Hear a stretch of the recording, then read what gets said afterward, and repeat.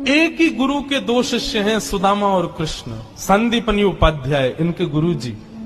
लेकिन एक शिष्य सोने की नगरी का राजा है, पूरे विश्व का अधिपति भगवान है, और एक शिष्य एक फूटी सी झोपड़ी में रहता है। एक बार संदीपनी विद्यालय में जब कृष्ण सुदामा पढ़ते थे तब भृगु ऋषि पधारे, सबसे क्रोधी ऋषि, और आकर के गुरु माँ से भिक्षा मांगी। माते भिक्षाम देही, माता भिक्षा प्रदान करो। माँ ने मन में विचार किया कि अभी सामग्रियां तो इतनी नहीं कि मैं भिक्षा दे सकूं, मना कर दिया। बोले भगवान आप कल आ जाना, आज तो भिक्षा के लिए सामग्री नहीं है, शाम को जब आ जाएगी तो कल आपको प्रदान कर दूंगा। अब भृगु ऋषि तो क्रोधी, उनको तो जब मांगे तब चाहिए।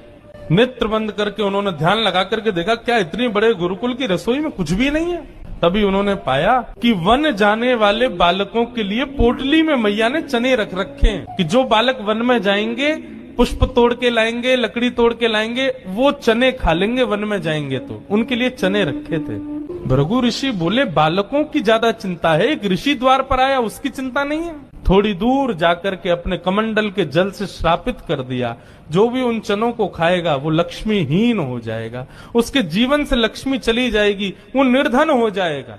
जिस समय भृगु ऋषि श्राप दे रहे थे, सुदामा जी वहीं एक वृक्ष के पीछे बैठ करके कुछ पुष्प तोड़ रहे थे। जैसे ही श्राप दिया, सुदामा जी पहले तो चाहते थे कि मैं जाकर के ये संकेत कर दूं कि भाई उन चनों को मत खाना, उनको शाप लगा है। लेकिन तभी गुरुकुल जाते समय देखा कि सामने से अपने दोनों कमर पर पोटलियां बांध करके कृष्ण चले आ रहे हैं। सुदामा जी बोले लाला कहाँ जा रहे हो? बोले आज तोकू और मोकू वन में जावे की सेवा मिली है, मोए और तोए वन से पुष्प और तुलसी तोड़ के लानी है, लकड़ी तोड़ के लानी है। चल देख, गुरु मैया ने वन में खावे के काजे चना भी दिए, दोनों प्रेम से पाएंगे और प्रेम से वहां से बढ़िया सब कछु लेके आएंगे। आज बालकन में हमारो नंबर आया हो वन में जावे को।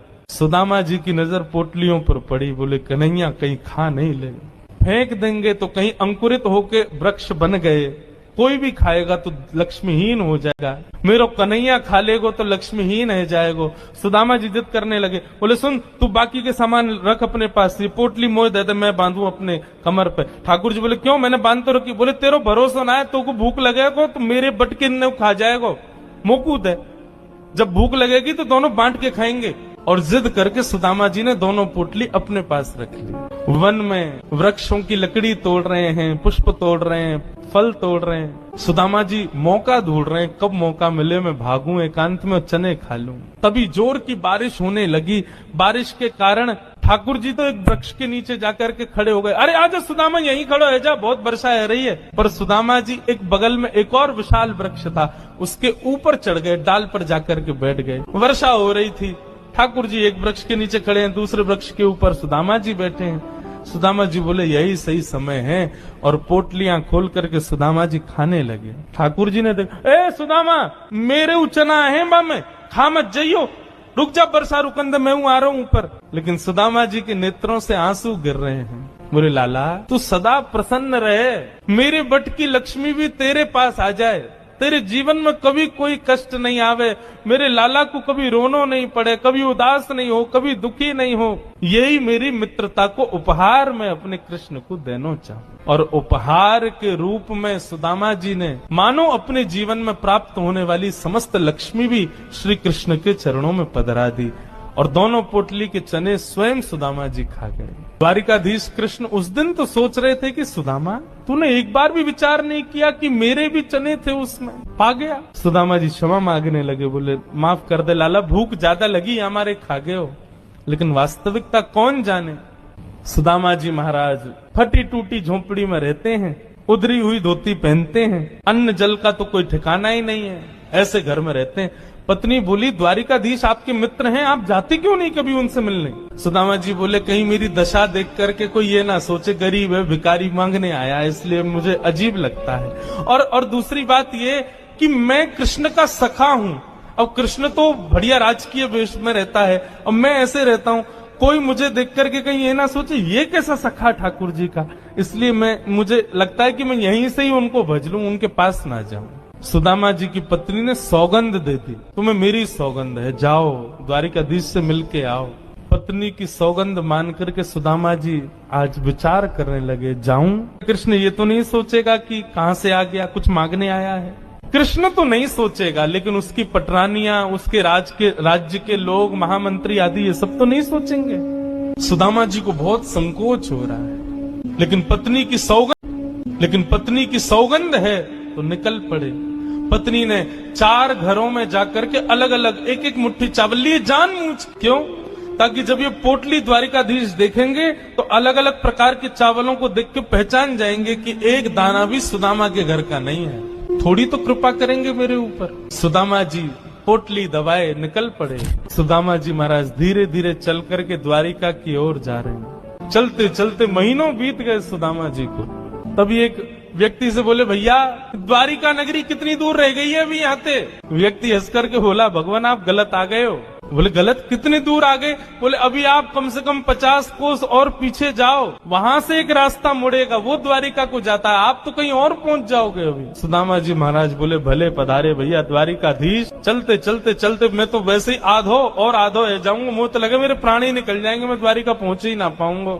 अब लाला तू वैसे तो हमारे हृदय में बैठो है, चल के तो हम पता ना कब पहुंचेंगे, लेकिन लाला तेरी अगर इच्छा हो तो तू ही बुला ले अब मुंह को। और ऐसा कह के सुदामा जी वहीं एक वृक्ष के नीचे लेट गए। जैसे ही लेटे थोड़ी बहुत देर में ही उनको थोड़ी ध्वनि सुनाई देने लगी। नेत्र खोल करके देखा, सोने की नगरी है, चारों ओर जय श्री कृष्ण जय श्री कृष्ण जय श्री कृष्ण नाम की ध्वनि आ रही है। सुदामा जी महाराज थोड़े प्रसन्न हो गए। बोले भैया ये कौन सी नगरी है? किसी व्यक्ति से पूछा ये कौन सी नगरी है? बोले भगवान ये द्वारिकापुरी। मेरे कृष्ण मित्र की नगरी द्वारिका? बोले हाँ ये द्वारिकाधीश की नगरी द्वारिका। सुदामा जी तो नाचने लगे, जय हो वारे कन्हैया तेरी कृपा। भैया ये द्वारिकाधीश कहाँ बैठे होंगे? बोले सामने जो महल दिख रहा है इसी के राजा हैं द्वारिका, आप चले जाओ। सुदामा जी गए द्वारपालों से जाकर के बोले, भगवान मेरी फटी हुई धोती और मेरे पतले दुबले तन को देख करके आप ये मत सोचना मैं गरीब हूँ कुछ मांगने आया हूँ। पहले ही स्पष्ट कर दिया मैं कृष्ण का सखा हूँ। हम दोनों एक साथ एक ही गुरुकुल में पढ़े हैं, नाम मेरा सुदामा है। आज अपने सखा से मिलने आया हूँ, आप कृपा करके उनको जाकर के ये बता दीजिए। और सुनिए, यदि वो बहुत व्यस्त हो तो उनको परेशान मत करो। आपके इतने बड़े महल में कोई खिड़की हो, वहां से मुझको उनका दर्शन करा दो, मैं तो केवल उनको देखने आया हूँ। द्वारपालों ने बंधुओं ससम्मान सुदामा जी को बिठाया। कहा महाराज द्वारिकाधीश प्रसाद पा रहे, हम फिर भी निवेदन कर देते हैं। भीतर जाके द्वारपालों ने जैसे ही बताया, द्वार पर आपके सखा आए हैं, बचपन के मित्र हैं, नाम उन्होंने सुदामा बताया है। सुदामा नाम सुनते ही भगवान खा रहे थे, खाते खाते रुक गए। बोले क्या नाम बताया? बोले सुदामा।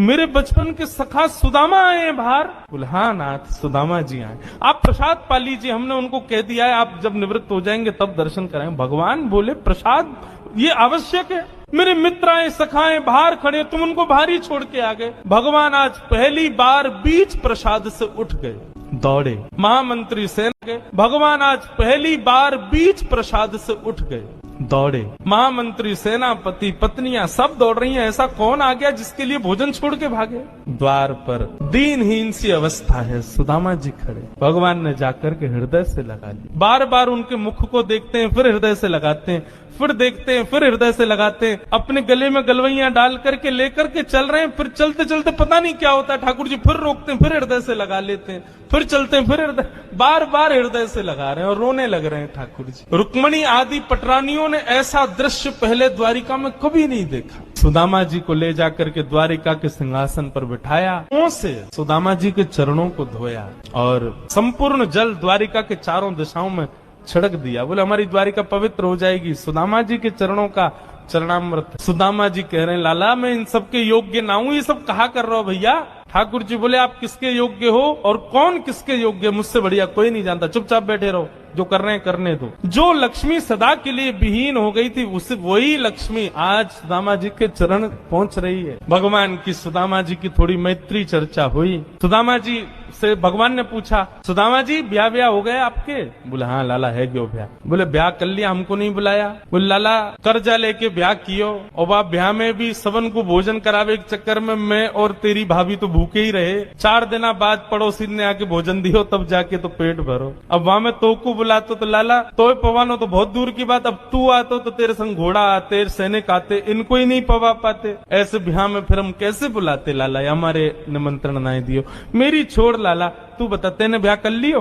भगवान बोले हमारे ब्याह की मत पूछो, जैसे आपका ब्याह बताने लायक नहीं ऐसे हमारे ब्याह भी बताने लायक नहीं। बोले नहीं नहीं लाला बता ब्याह भयो कि नहीं? भगवान बोले हो गया। अच्छा भाभी कहाँ है? चलो मिलवाएं भाभी से। बोले यहीं बुला, तो बोले नहीं बड़ी जगह चाहिए भाभी से मिलने के लिए। बोले क्यों? बोले अब चलो पता चल जाएगी। विशाल एक सभागृह था, सुधर्मा सभा, और उसमें महाराज असंख्य जहाँ तक देखो भगवान की पत्नियां खड़ी हैं, घूंघट सिर पर रखा है, इतनी सारी माताएं बहनें दूर दूर तक सिर सिर दिख रहे हैं, लाल लाल साड़ी पहने भगवान की सब पत्नियां। सुदामा जी बोले द्वारिका की सब माताएं बहनें दर्शन करने आ गई महात्मा का। सुदामा जी बैठ गए, भगवान ने इशारा किया आओ एक एक करके सब प्रणाम करो।